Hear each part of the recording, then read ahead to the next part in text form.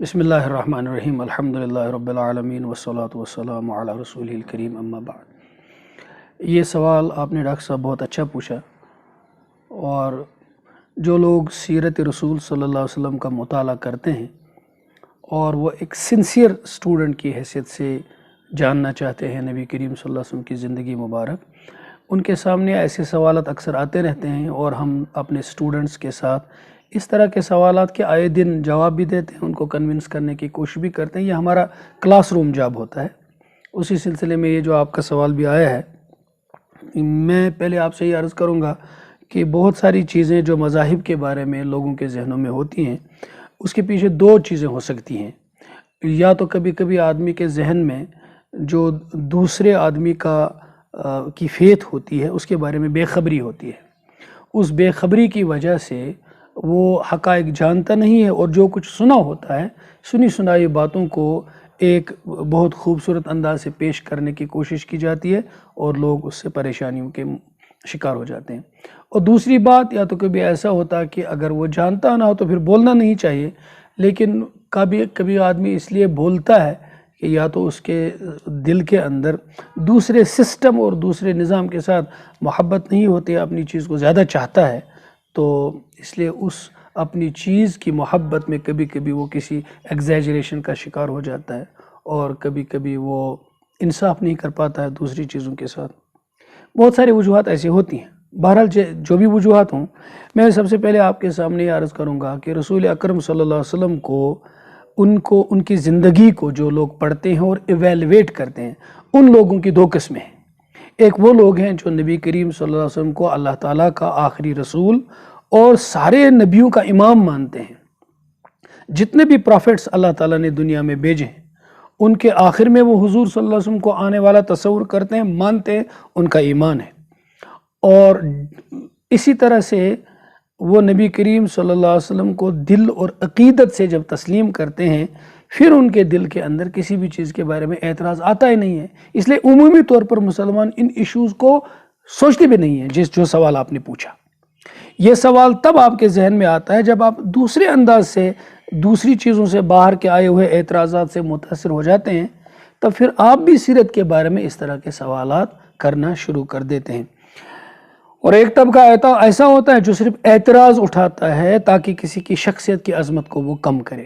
بہرحال کوئی بھی ریزن ہو، اس سوال کو جواب دینے سے پہلے میں آپ سے عرض کروں گا، جس ماحول میں رسول اللہ صلی اللہ علیہ وسلم دنیا میں تشریف لائے اللہ تعالیٰ کا دین لے کر، اور آپ کے سارے دین کی جو سپرٹ ہے اسے رحمت بتایا گیا ہے، کیونکہ آپ صلی اللہ علیہ وسلم کو حصر کے ساتھ، عربی میں حصر بولتے ہیں، جس میں آپ دوسری تمام چیزوں کا انکار کر کے ایک چیز کا اقرار کرتے ہیں۔ اور قرآن مجید نے جس طرح کا فریز اس کے لیے استعمال کیا ہے وہ یہ کہ اے نبی، آپ کو اس چیز کے سوا کسی حیثیت سے نہیں بھیجا گیا ہے کہ آپ رحمت بنا کر بھیجے گئے۔ وَمَا أَرْسَلْنَاكَ إِلَّا رَحْمَةً لِّلْعَالَمِينَ۔ تو جب خود حضور پاک صلی اللہ علیہ وسلم رحمت بنا کر بھیجے گئے ہیں، اس کے دو معنی مسلمان علماء نے لے لیے ہیں۔ ایک خود ذات نبی کریم صلی اللہ علیہ وسلم کا وجود جو ہے وہ وجود رحمت ہے، آپ کی ذات کا ہونا۔ اس میں قرآن مجید میں اللہ تعالیٰ نے فرمایا کہ جب تک آپ لوگوں کے بیچ میں موجود ہے، اللہ تعالیٰ لوگوں کو عذاب میں گرفتار نہیں کرے گا، یہ خود آپ کا وجود رحمت ہے۔ دوسرا، آپ صلی اللہ علیہ وسلم کا بیہیویئر ایٹیچیوڈ، آپ کا لوگوں کے ساتھ اٹھنا بیٹھنا، یہ بھی رحمت ہے۔ جو دور چلے جاتے تھے وہ قریب آ جاتے تھے، کیونکہ محبت سب کو جوڑتا ہے۔ اور تیسری بات یہ کہ آپ کی جو تعلیمات ہیں، آپ نے کہ جو لوگوں کے ساتھ رشتے قائم کیے اپنے تعلیم سے، دشمنوں کو دوست بنایا، جنہوں نے گالیاں دی ان پر پھول برسائے، جنہوں نے آپ صلی اللہ علیہ وسلم کو کوسا ان کو گلے سے لگایا، اور جو بہت ہی پچھڑے قسم کے لوگ تھے، مصیبت زدہ لوگ تھے، ان کو آپ نے ان کی دستگیری کی، ان کو آپ نے سینے سے لگایا۔ ان ساری چیزوں کو لے کر جب آپ رحمت ہیں، اب دیکھیے آپ یہ چاہتے ہیں کہ رحمت کا سب سے بڑا ظہور یہ ہو، آگے آنے والی ایک آخرت ہے، اس آخرت میں جو لوگ سچائی کا اور خدا تعالیٰ کی بھیجی ہوئی ہدایت کا انکار کریں گے، خدا کو نہیں مانیں گے، اپنے خالق کو نہیں مانیں گے، اور اپنے خالق کا بھیجا ہوا آخری ہدایت کا پیغام اور آخری رحمت والا رسول جب وہ اس سے منہ موڑیں گے تو وہ خود بخود تباہی کے شکار ہو جائیں گے۔ کیسے؟ ایک آدمی کپڑے دھوتا ہے اور دھوپ میں سکھانے کے لیے رکھتا ہے، اور اگر وہ دھوپ کا انکار کرے، سورج سے نفرت کرے، تو سورج کی نعمتوں اور رحمتوں سے وہ خود بخود محروم ہو جائے گا۔ جب رحمت والے نبی کی طرف وہ پیٹھ پھیر دے گا تو یہ نہیں کہ اس کے لیے رحمت والا نبی بد دعائیں کرے گا اور اس کے خدا کو غصہ چڑھے گا، نہیں، وہ خود بخود ہی اپنے لیے زحمت کا راستہ اختیار کرے گا۔ اب آدمی اس سے بچے، ایک خاص بات ہے، قرآن میں کہا گیا کہ اللہ تعالیٰ کے رسول کے دل کے اوپر یہ بات اتنی گراں گزرتی ہے، اگر کوئی آدمی اللہ کے رسول سے بھاگ جائے، ان کی رحمتوں سے وہ فائدہ نہ اٹھائے، تو اللہ کے رسول کے دل کو ٹھیس پہنچتی ہے کہ ان کو کیوں اللہ کی طرف سے اس رحمت میں حصہ نہیں ملتا ہے۔ اب آپ صلی اللہ علیہ وسلم نے ہر وہ چیز اختیار کی جس سے لوگ اس رحمت کے مستحق ہو جائیں۔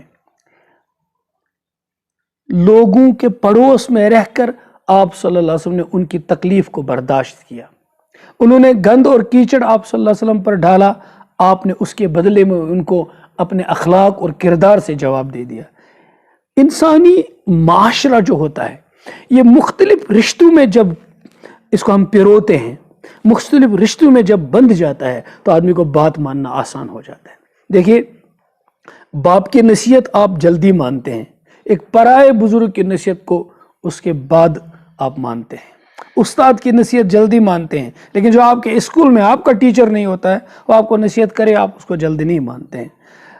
نبی کریم صلی اللہ علیہ وسلم نے اس دنیا میں رہ کر انسانی سماج میں اس لیے رشتے اور ناطے جوڑنا تاکہ رشتے ناطے ایک مینز بن جائیں خدا تعالیٰ کا دین اور اس کی سچائی اور اس کی روشنی، لوگ اس کو محض حسد اور ضد اور ہٹ درمی اور پرایا سمجھ کر نہ ٹھکرائیں۔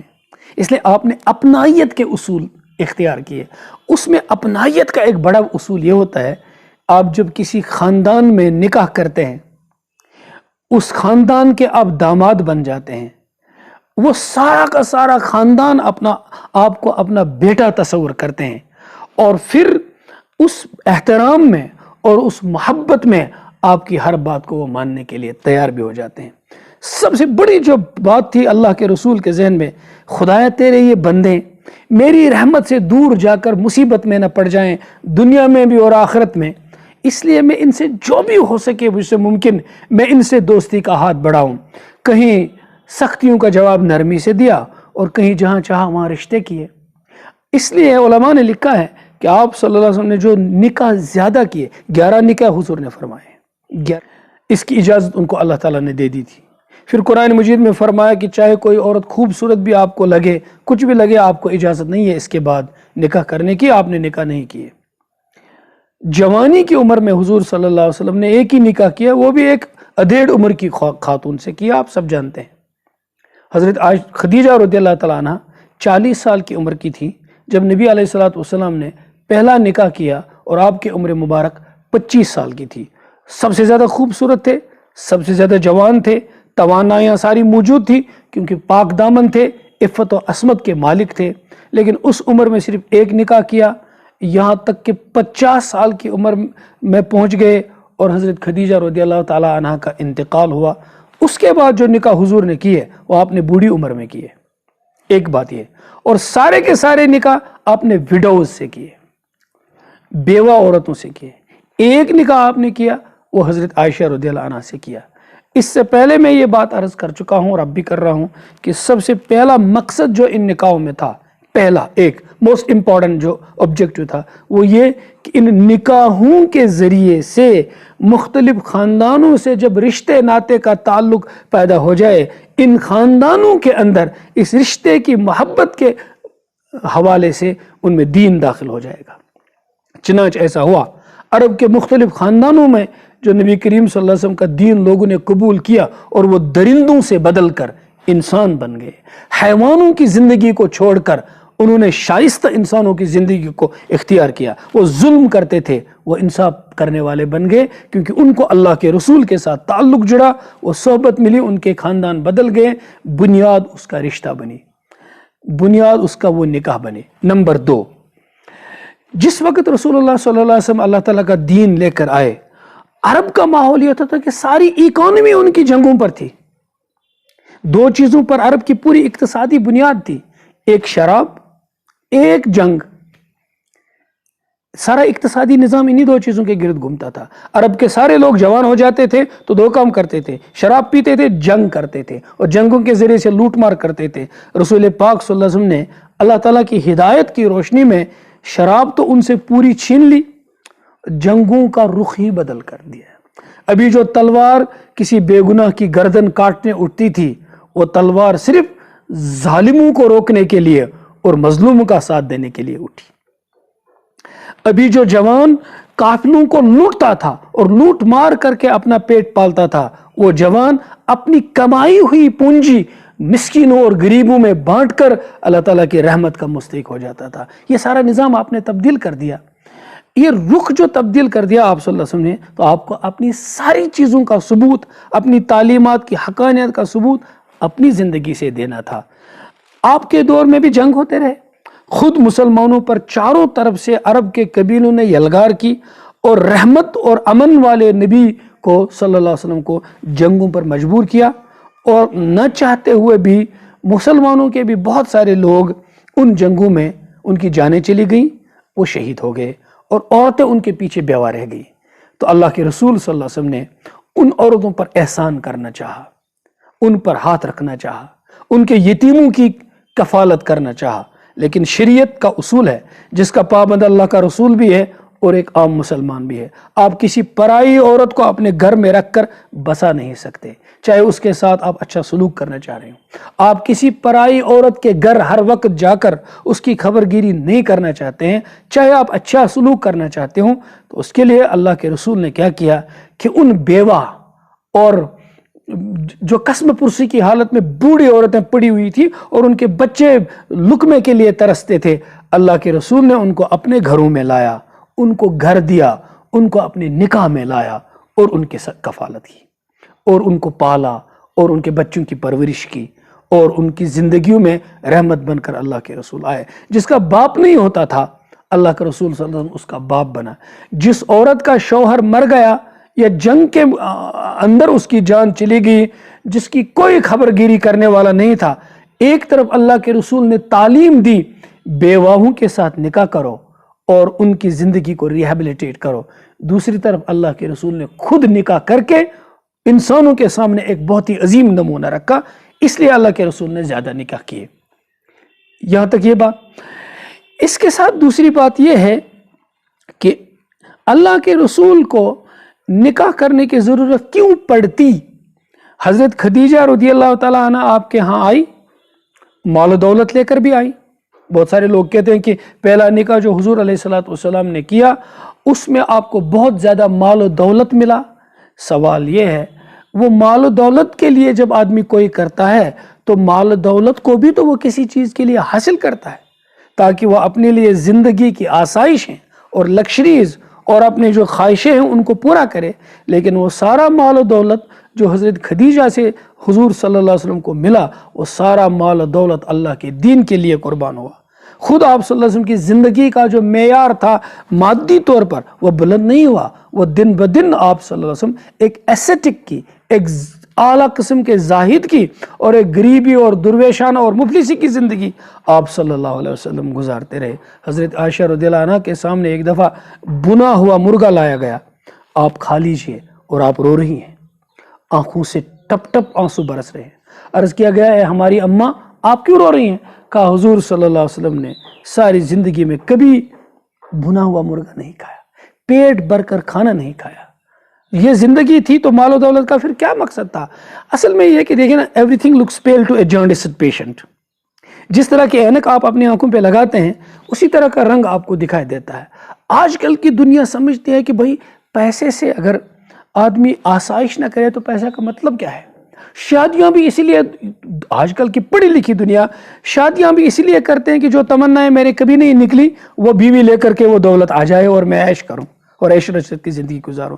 جب ایسا انسان کا پرسپشن بن جاتا ہے، وہ سمجھتا ہی نہیں ہے کہ دنیا میں کوئی آدمی ایسا بھی ہوگا جس نے قربانیاں دی ہوں۔ تو ہم اپنی اسی اینک سے اللہ کے رسول کو اور پیغمبروں کو بھی دیکھنے کی کوشش کرتے ہیں، پھر اسی طرح سے سمجھتے ہیں۔ تو یہ ایسا نہیں ہے، جو عظیم بندے ہوتے ہیں ان کے عظیم مقاصد ہوتے ہیں. اللہ کے رسول کے سامنے اللہ کا دین کی آبیاری مقصد تھی، اس کے لیے آپ نے نکاح بھی کیے، اس کے لیے آپ نے تعلقات بھی کیے. ایک بات یہ تھی. دوسری بات یہ تھی کہ اللہ کے، میں براہ راست آ جاؤں گا، اللہ کے رسول صلی اللہ علیہ وسلم نے جو باقی سارے نکاح کیے، حضرت خدیجۃ الکبریٰ رضی اللہ تعالی عنہ سے آپ صلی اللہ علیہ وسلم کی اولاد پیدا ہوئی. 4 بیٹیاں حضور صلی اللہ علیہ وسلم کی ان سے پیدا ہوئی. لڑکے بھی پیدا ہوئے لیکن وہ زندہ نہیں رہے. چاروں کی چاروں بیٹیاں زندہ رہیں، لیکن خود حضور صلی اللہ علیہ وسلم کے اس دنیا سے چلے جانے کے وقت ایک ہی بیٹی تھی موجود، جو حضور صلی اللہ علیہ وسلم کے اس دنیا سے رخصت کرنے کے بعد جن کا انتقال ہوا وہ حضرت فاطمہ ہیں. ان سے پہلے کی جتنی 3 بیٹیاں ہیں وہ خود حضور صلی اللہ علیہ وسلم کی اپنی زندگی مبارک میں ہی اس دنیا سے رخصت ہوئیں. اچھا، آگے کی جو باقی نکاح حضور صلی اللہ علیہ وسلم کے ہوئے ان سے کوئی اولاد پیدا نہیں ہوئی. ان عورتوں سے نکاح اس مقصد کے لیے تھا ہی نہیں، ان سے اولاد پیدا ہوئی ہی نہیں. خود حضرت عائشہ رضی اللہ عنہ، جس کا میں ابھی بعد میں کسی مجلس میں جواب دوں گا آپ کو، ابھی میں نے سوچا کہ آپ نے جو سوال براہ راست پوچھا میں ذرا کسی چیز سے بگننگ سے اس کا جواب دینے کی کوشش کروں، تو وہ میں بعد میں اٹھاؤں گا وہ مسئلہ حضرت عائشہ رضی اللہ عنہ سے نکاح کا جو مسئلہ ہے. لیکن پہلے یہ عرض کرنا چاہوں گا کہ حضرت خدیجہ رضی اللہ عنہ سے نکاح ہوا، ساری زندگی جوانی کی انہی کے ساتھ گزری. دوسرے نکاح اس دور میں کبھی نہیں ہوا. حضرت خدیجہ رضی اللہ عنہ کے انتقال کے بعد جب حضور صلی اللہ علیہ وسلم کی عمر 50 برس کی تھی، تب حضرت خدیجہ کے انتقال کے بعد ایک اور نکاح ہوا، وہ حضرت عائشہ رضی اللہ عنہ سے ہوا. اس کے بعد نکاح حضرت سودا سے ہوا، لیکن رخصتی پہلے حضرت سودا کی ہوئی، بعد میں حضرت عائشہ رضی اللہ عنہ کی ہوئی. ان سارے نکاحوں میں آپ دیکھیں گے مقصود کیا تھا. حضور نبی کریم صلی اللہ علیہ وسلم پر ذمہ داریاں اور پڑ رہی ہیں، ان کے گھروں کا انتظام حضور صلی اللہ علیہ وسلم پر اور پڑ رہا ہے. آپ دیکھ رہے ہیں کہ اسلام میں یہ ہے کہ حقوق العباد میں سے سب سے بڑا حق آپ کا، جب آپ شادی شدہ ہو جاتے ہیں آپ کی بیوی کا ہو جاتا ہے. تو نبی کریم صلی اللہ علیہ وسلم ان اپنی گھر والیوں کا حق کس طرح ادا کرتے تھے یا اپنے امت کو نمونہ دکھایا. جب قرآن میں یہ کہا گیا کہ تمہارے لیے اللہ کا رسول سب سے بڑا نمونہ ہے، اس لیے گھریلو زندگی کیسے گزاری جائے، خانگی زندگی کیسے گزاری جائے، ایک میریڈ لائف، سکسسفل لائف آدمی کیسے گزارے، اس کے لیے نمونہ خود اللہ کے رسول کو بننا تھا. اور آپ نے جب ایک سے زیادہ نکاح کیے تو آپ نے لوگوں کو دکھایا تم اگر ایک عورت کے ساتھ انصاف نہیں کر پاتے ہو اور ہر وقت دعائیاں دیتے ہو کہ بیوی کا ہونا بڑا مشکل ہے، اس کو راضی کرنا، تو تم اللہ کے رسول کو دیکھو وہ بیک وقت کتنی خواتین کے حقوق ادا کرتے ہیں. یہ امت کے لیے نمونہ ہے، بجائے ان کے جو بہت بڑے روحانی یا بہت بڑے ریفارمسٹ بنتے ہیں سوسائٹی میں، لیکن وہ زندگی کے ہر شعبے کے بارے میں آدمیوں کے سامنے ایک ماڈل اور ایگزمپلری ایگزامپل نہیں بنتے ہیں. خود حضور صلی اللہ علیہ وسلم کی زندگی میں ان تمام آسپیکٹس جو ہیں ہیومن لائف کے، وہ حضور صلی اللہ علیہ وسلم نے جی کر دکھائے. اور میریڈ لائف اور خانگی زندگی کیسے گزاری جاتی ہے وہ حضور صلی اللہ علیہ وسلم نے جی کے دکھائی، تاکہ لوگوں کے سامنے وہ ایک نمونہ بنے. مجھے امید ہے کہ اس میں سے جو آپ نے سوال پوچھا، ایک بیسک چیز تو بہرحال میں نے عرض کی، میں کبھی کسی مجلس میں آپ کے دوسرے سوال کا بھی جواب دینے کی کوشش کروں گا. شکریہ. السلام علیکم ورحمۃ اللہ.